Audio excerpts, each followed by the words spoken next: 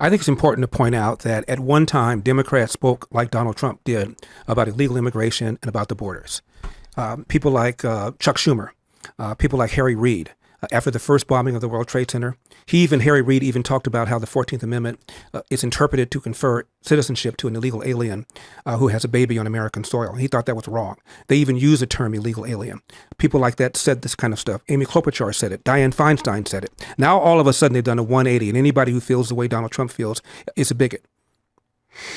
No, it's crazy. I think our country forgets that at one point we were willing to talk openly about the ills of illegal immigration. Right. As a country, we became afraid of being called racist. And then we said, it's okay, we'll just leave the border open. And now everyone else pays the cost of it, both financially and psychologically. It really detracts from the American spirit if we have a class of people in this country who are not actually a part of it. And we say to the illegal immigrants, the things that you did to get here, the sacrifices you made, were actually for nothing because you don't get the benefits of crossing illegally. I think it's less that people are concerned about being called racist and more that the Democrats realized this is a big voting constituency and they wanted to change the electorate because they were losing elections.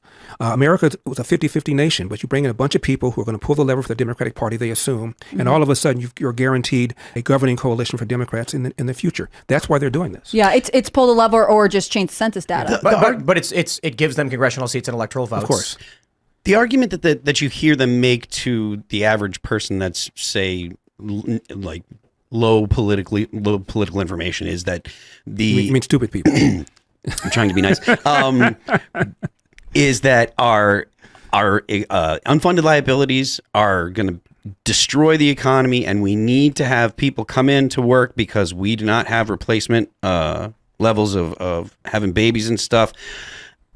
And I think that there is some validity to the argument, which is why I think it's convincing. I think that gets to, I think that makes enough of an argument to convince people that are low information. What do you think is the best way to convince them? Because I talk to people that they'll see stuff on the internet, even if that argument, they don't believe even it. if the argument had validity, that population getting older, unfunded pension liabilities, so-called entitlements, so we need to bring in new people in order to make them contribute so that these people can get their full benefits.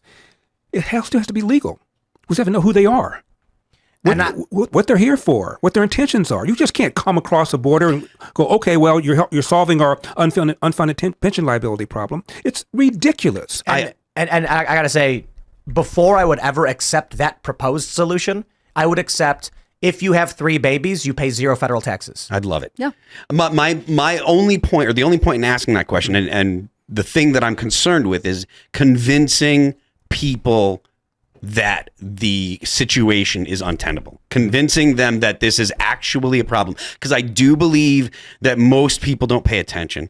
Most people don't really watch the news very closely. And then when they do, they tend to listen to what the talking heads say, and they assume that that's the truth. Michael Malice talks about, when you tell the average person that the news is lying to them, it's like you're being told that the meteorologist is lying to you and he knows, right? Right. Most people think the news is telling the truth.